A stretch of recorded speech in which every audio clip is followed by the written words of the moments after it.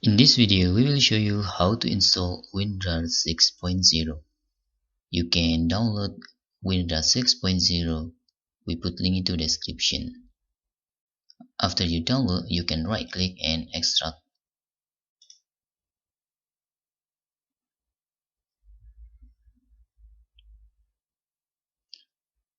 After extract finish, you can open WinRar folder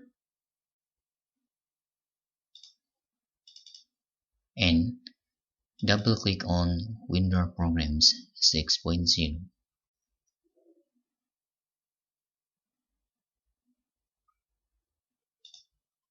Just click next, select language you want in here.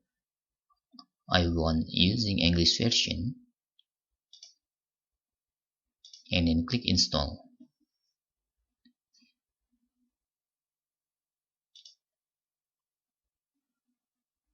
That's all tutorial how to install WinRar 6.0.